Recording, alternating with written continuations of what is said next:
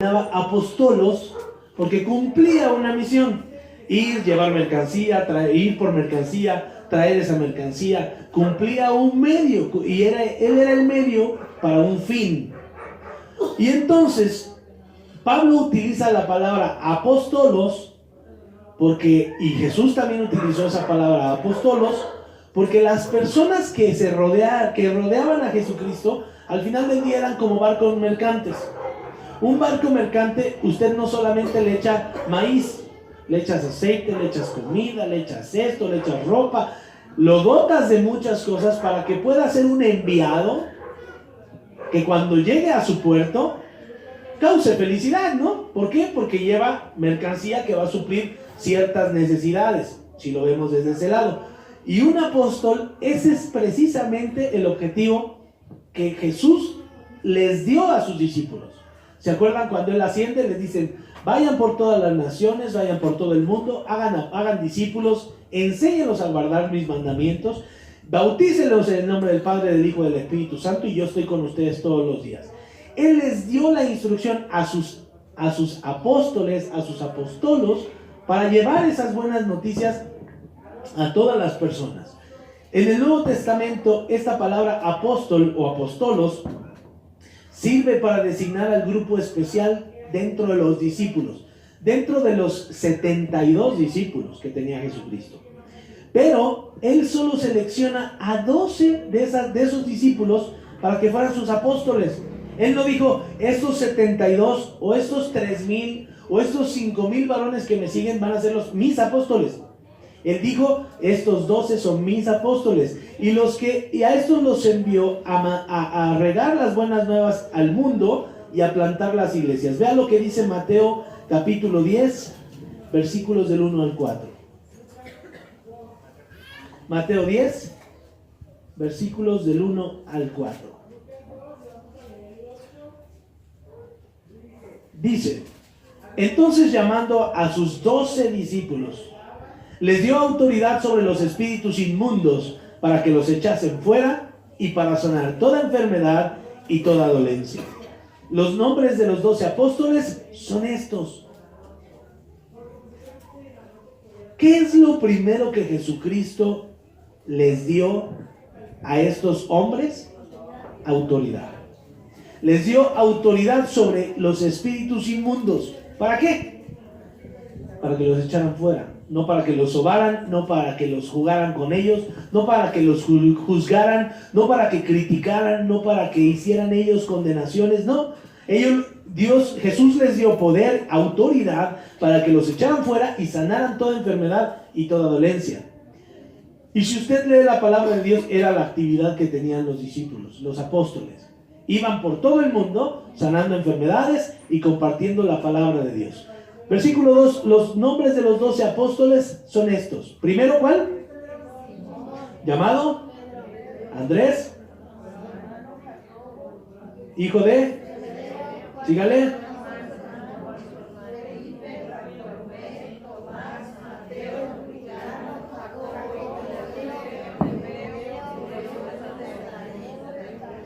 Simón y Judas. En una ocasión Jesús dijo: yo no he venido a llamar a los que están sanos, sino he venido a llamar a los que están enfermos. Y la Biblia dice: yo no utilizo a la gente que parece, sino utilizo a la gente que no parece. El hombre se guía por las apariencias, yo me guío por el corazón. Cuando usted analiza a estas personas, me regresas al versículo 3, hijo. Cuando usted analiza a Felipe, al 2, por favor, a Simón, a Andrés, a Jacobo, a Juan, que eran los llamados hijos del trueno, y busca en su vida, eran hombres que no tenían, a nuestros ojos, la capacidad para estar a un lado de Jesucristo. ¿Por qué? Porque eran hombres pecadores. Porque eran hombres del vulgo, eran hombres sin estudios, era gente que no tenía nada que hacer a un lado del Hijo de Dios. Para nosotros, para los judíos, ellos mismos decían, lo juzgaban. ¿Qué hace este hombre que dice que es el Mesías sentado junto a los pecadores? Tendría que estar con nosotros, los religiosos. Aquí es donde barajeamos los versículos, aquí es donde estudiamos a profundidad la Torá, donde vemos las tradiciones, donde tomamos decisiones por nuestra religión. Pero cuando usted ve estos nombres, se da cuenta que es gente común y corriente, más corriente que común, así como nosotros. Gente que no tendría que estar sentada al lado de Jesucristo, pero que Él los escogió para mandarlos y darles autoridad sobre los espíritus inmundos para que los echaran fuera, sanaran toda enfermedad, sanaran toda dolencia y esparcieran las buenas noticias que son el Evangelio de Jesucristo. Estos hombres mantuvieron una relación muy estrecha con Jesús. Recibieron enseñanza personalizada. Si usted se acuerda, ellos le preguntaban: Señor, ¿esa parábola qué? Y él le hacía: tanto tiempo que estoy con ustedes y todavía no la entienden, se la tengo que explicar. Y después de hacer su berrinche, se desesperaba y se las explicaba. Les decía: bueno, está bien, ahí les va. Es esto y es esto. Pero esta revelación solamente está dada para ustedes. Ustedes que son mis apóstoles, ustedes que son mis amigos, yo se las puedo decir claramente con palabras que los entiendan. Pero a los demás, ¿cómo se refería Jesús a los demás? Dice la Biblia, con parábolas, para que no se arrepintieran, para que no entendieran y los pudiera salvar. Entonces, estos hombres tenían autoridad, tenían enseñanza personalizada, vieron los milagros. Pedro, en este caso, Pedro, Jacobo y Juan y Santiago, eran los más cercanos a Jesucristo. Algunos de ellos pudieron ver cuando Él se transfiguró, cuando su gloria se demostró, y tuvieron miedo. Entonces estos tenían una oportunidad y una posición muy interesante. Jesús envió a los hombres a predicar el mensaje del arrepentimiento. Ahora a nosotros nos ha dado el mensaje de la reconciliación. El ministerio que hoy tenemos nosotros no es el apostolado. Jesús no nos llamó a ser apóstoles, porque solo los que Él nombró apóstoles son los que son apóstoles. Ahorita vamos a adentrarnos un poquito más a esto. A nosotros, la palabra de Dios dice que nos hizo reyes y sacerdotes. Nos hizo reyes y sacerdotes y aparte mensajeros de la palabra de Dios. Nosotros llevamos la palabra a todos lados, pero no somos apóstoles. No por eso somos apóstoles. Somos mensajeros de la palabra de Dios. También los mandó para sanar a los enfermos, a enseñar, a compartir, o sea, a que se multiplicara Él. Jesús les enseñó por 3 años a estos 12 hombres cómo caminar con las personas, cómo alimentar a las personas, cómo cuidar a las personas, cómo tener una relación con Dios, cómo acercarse al Padre, cómo tener una relación con los religiosos y una relación con las personas que aparentemente no tienen derecho a estar cerca de Dios.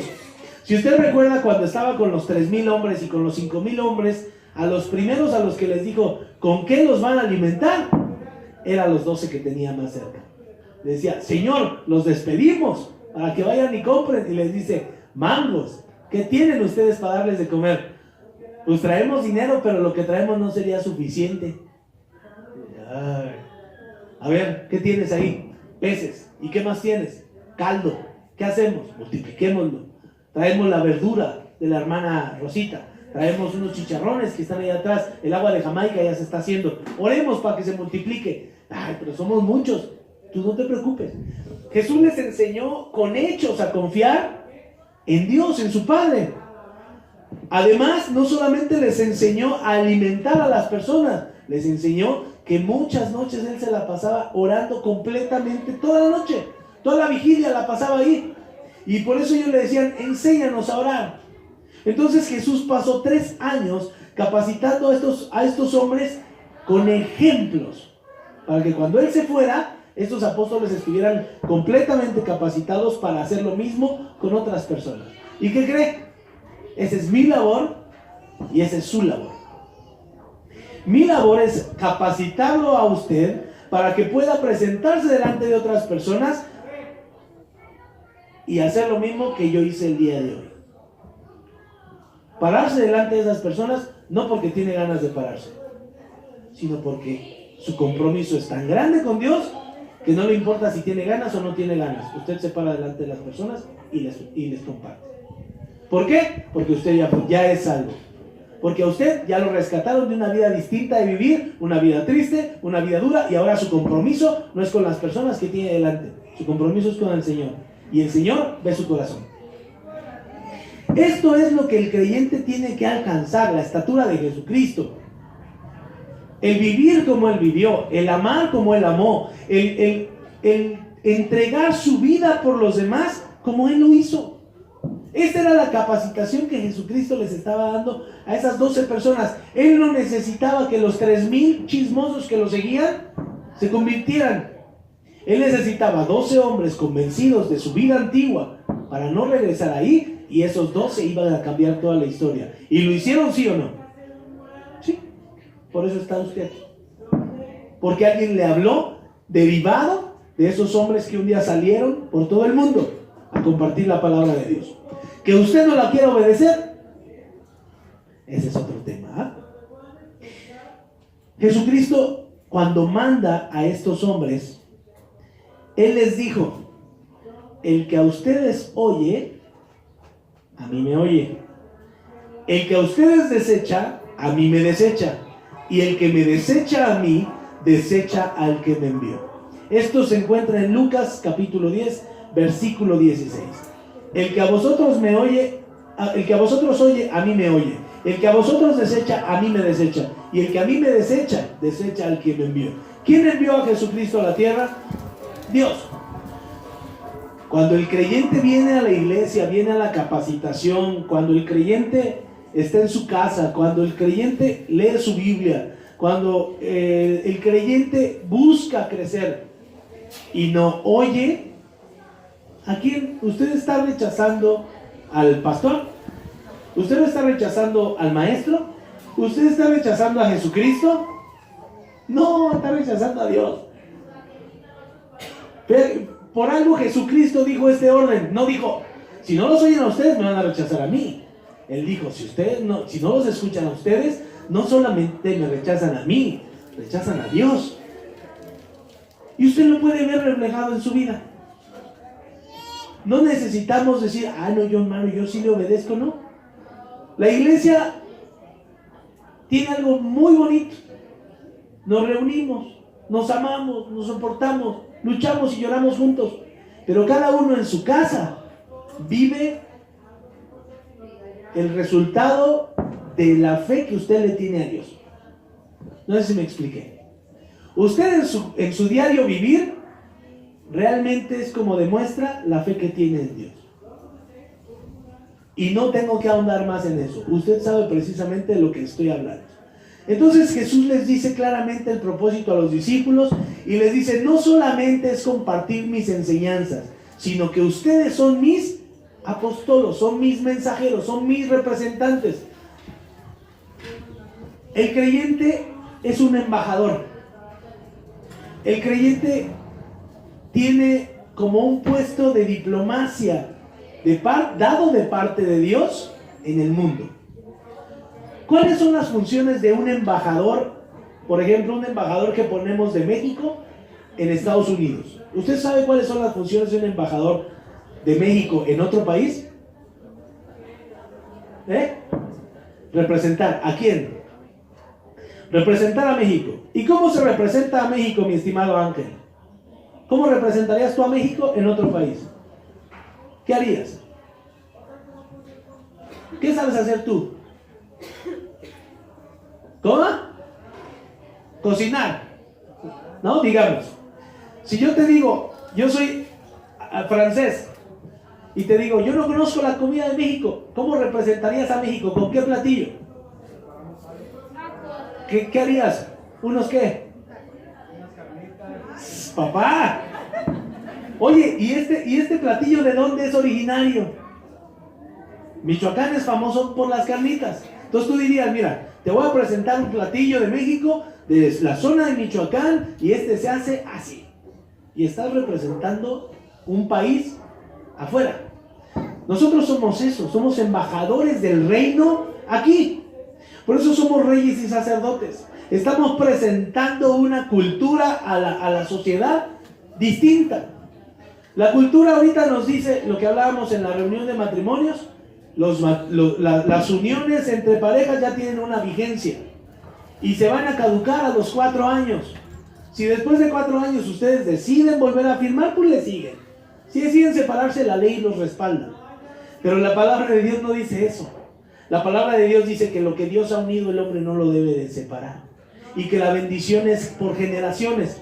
Entonces, como mensajeros, como representantes de Dios dentro de esta sociedad, que sería el país que estamos en el que estamos metidos, tenemos que representar a Jesucristo como Él es. Y qué difícil es demostrarle amor a las personas. Qué difícil es soportar a aquellos que no quieren escuchar la palabra de Dios. Qué difícil es soportar a tu esposo que no quiere venir a la iglesia. Qué difícil es soportar a tus hijos que son rebeldes. Qué difícil es sujetarte a los padres, a tus patrones porque son malos. Qué difícil es ser honesto con tus compromisos financieros. Qué difícil es. ¿Por qué? Porque no estamos pensando como lo que Jesucristo nos ha convertido. Él nos ha vuelto embajadores, representantes de su reino. ¿Cómo puedo yo ser un buen representante de una persona? Conociéndola. ¿Cómo puedo representar bien un país? Sabiendo que las carnitas son de México. Sabiendo que Jesucristo es el amor. Que Jesucristo es la expresión máxima de la misericordia. Que Jesucristo es la expresión máxima de la paz, del gozo, de la dicha, de la comunión con Dios. Cuando tú llegas a un lugar sabiendo que eres un representante de Jesucristo, no te comportas como te comportas. No hablas como hablas.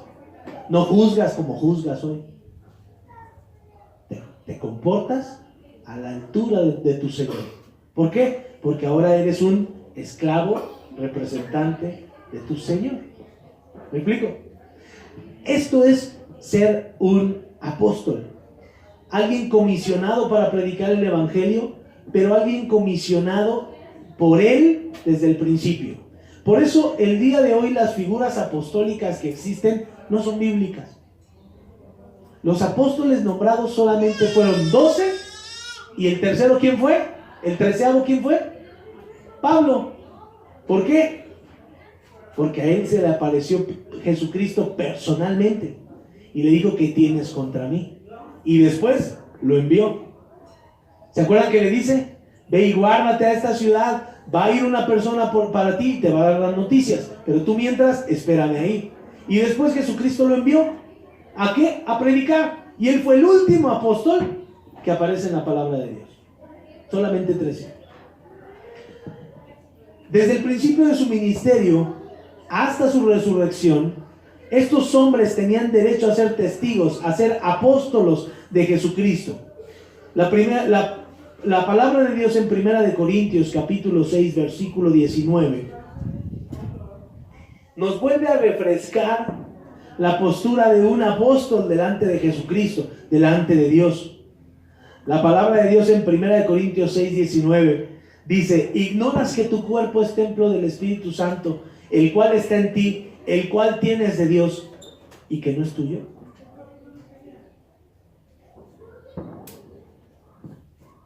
La batalla del creyente no es por no creer en Dios, y usted no me va a dejar mentir. La batalla del creyente no es por no creer en Dios, porque yo estoy seguro que usted cree firmemente en Dios. El problema del creyente es obedecerle a Dios. Pues si yo le pregunto: ¿usted cree en Dios? Levante su mano. Sí, todos la levantamos. Ahora bájela. Ahora levántela mi Santi, eso así. Usted le obedece a Dios, y le aseguro que ahí las manos pocos las levantaríamos, incluyóme yo, porque no es fácil obedecerle a Dios.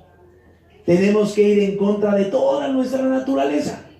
Tenemos que clavar nuestra carne, clavar nuestros deseos en la cruz, y después de eso estar dispuestos a recibir lo que nuestro Señor nos ha mandado a hacer y a pasar, porque tenemos conceptos muy distintos. Un apóstol es enviado. ¡Wow! Lo mandó Jesucristo mismo, Jesucristo en persona. wow, yo quisiera haber tenido la vida de Mateo, de Marcos, de Juan, de Lucas, de Santiago, hasta el mismo Tomás que dudó. Mira nomás qué misericordia tuvo Dios con él. ¿Se acuerda que ya revisamos cómo murieron? Todos fueron torturados, de un modo o de otro, quemados en aceite. Juan, que era el más joven, lo metieron en aceite, no murió, cuenta la tradición, no murió, y es como lo sacan, lo exilian y lo mandan a la isla de Patmos, y ahí quedó. ¿Cómo quedaría su carne? Una marca tuvo que haberse llevado por esa quemadura. Y si no se quemó, fue un milagro como el del Foso de los Leones, que los leones no abrió la boca. ¿Usted no cree que sí se acordaba? Santo trauma, ¿no? Porque el milagro lo hemos vivido. En medio de la enfermedad, en medio de casi estar muriendo, usted se espantó, ¿o no? Sobrevivió a la prueba. Dios le hizo el milagro, pero usted vivió la experiencia. Entonces, el ser mandado, el ser enviado, el ser cristiano, el ser un embajador, el ser un discípulo, tiene un precio, hermano.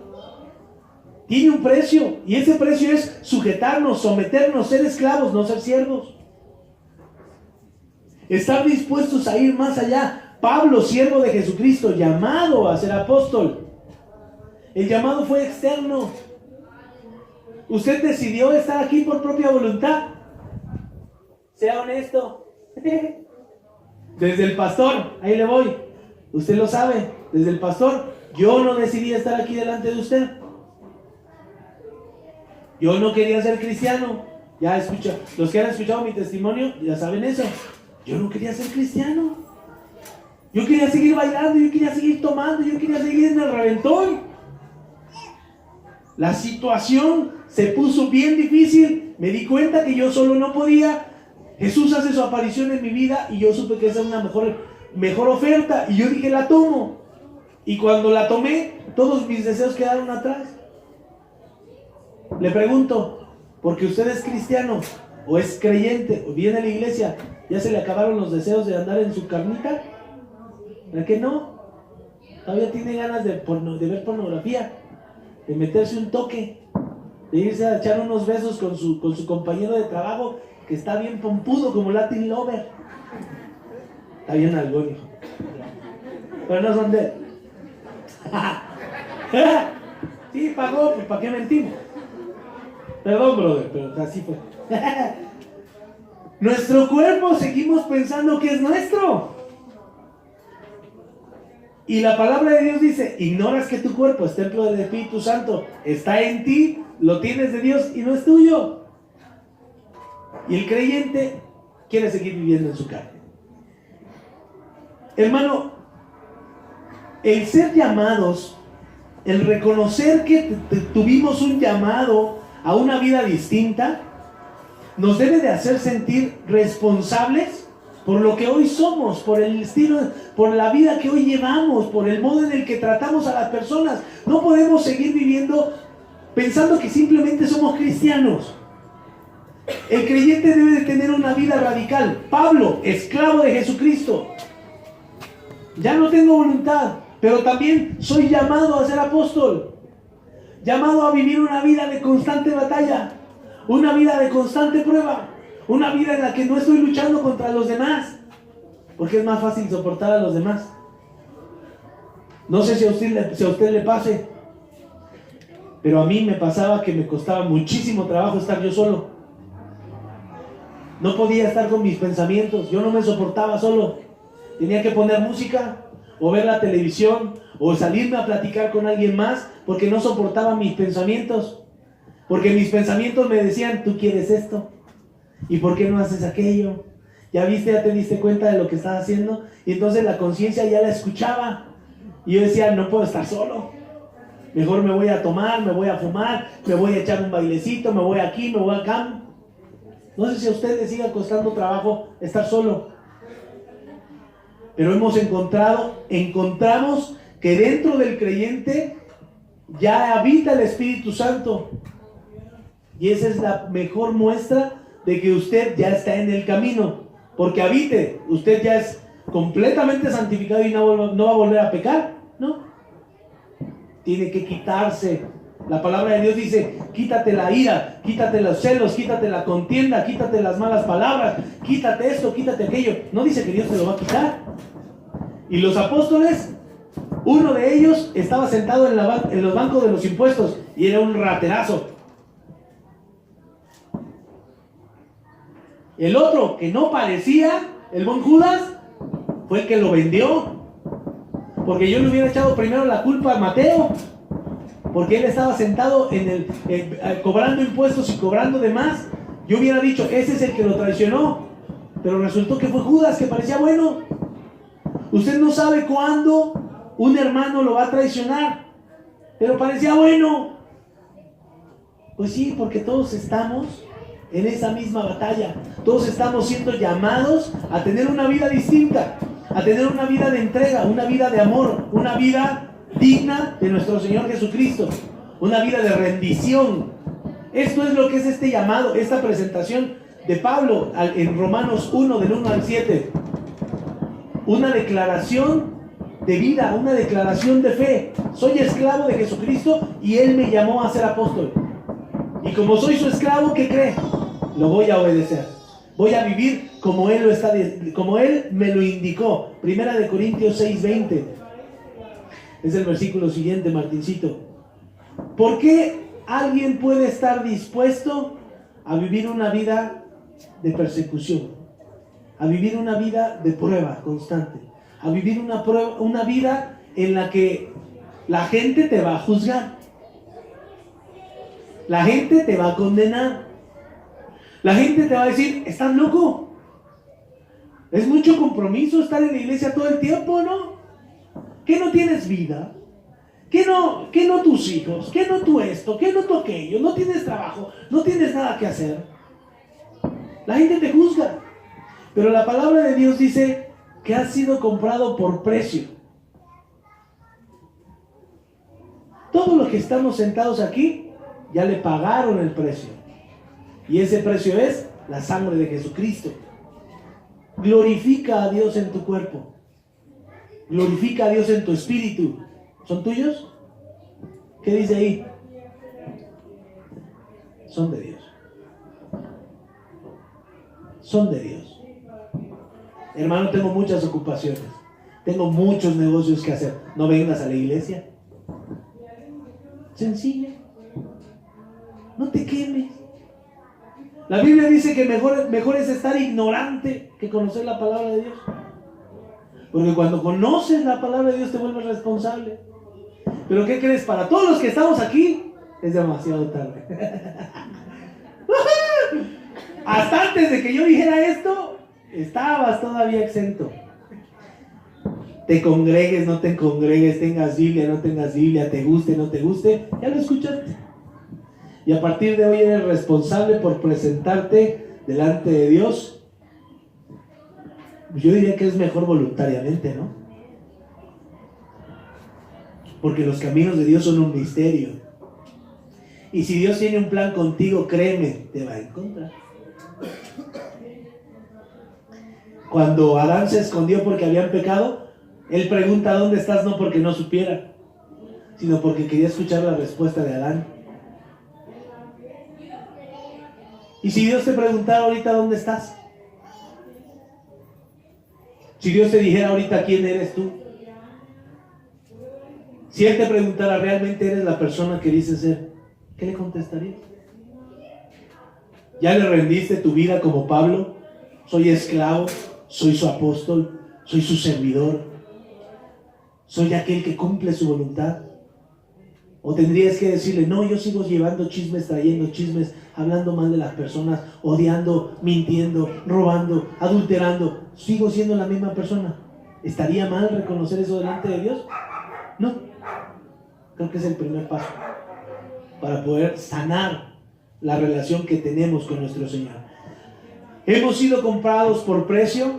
Glorifiquemos a Dios en nuestro cuerpo y en nuestro espíritu porque no son tuyos. Cuando éramos jóvenes, más jóvenes pues, los jóvenes están exentos de esto. Los de arriba de 30 ya saben de qué hablo. Cuando éramos más jóvenes decíamos, yo hago con mi cuerpo lo que yo quiera. Y sí, ¿no? Hicimos muchas cosas que yo sí me arrepiento de muchas de ellas. Demasiadas. Y en mi cuerpo todavía hay marcas de esas malas decisiones que yo tomé. No sé si en el tuyo, pero en mi cuerpo aún hay marcas de mis malas decisiones. Pero en mi corazón también hay marcas. Y en el corazón de mi familia también hay marcas. Porque yo vivía pensando que mi cuerpo era mío. Y la Biblia dice que no. Que es de Dios. Llamado a ser apóstol, apartado para el evangelio de Dios que Él había prometido antes por sus profetas en las Santas Escrituras. Hoy yo quiero que tú te quedes con este mensaje que Dios nos está poniendo en nuestro camino. La semana pasada veíamos que un esclavo se rinde, un siervo exige. Hoy Dios nos llama a que seamos embajadores, que seamos esos enviados. Apóstoles no vamos a ser. Somos reyes, somos una nación santa, somos un pueblo apartado para llevar las buenas noticias de nuestro Señor. Y la próxima semana vamos a hablar sobre qué es el evangelio, que necesitamos conocerlo. Pero si tú no sabes a quién le sirves, ¿de qué sirve que tú conozcas qué es el evangelio?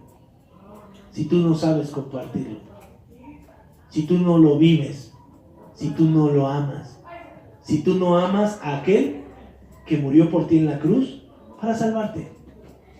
¿De qué serviría que hoy profundizáramos en el evangelio, en todos los libros en los que Jesucristo ha estado anunciado desde antes de la fundación del mundo, si tú no estás convencido en vivir una vida entregada a Él?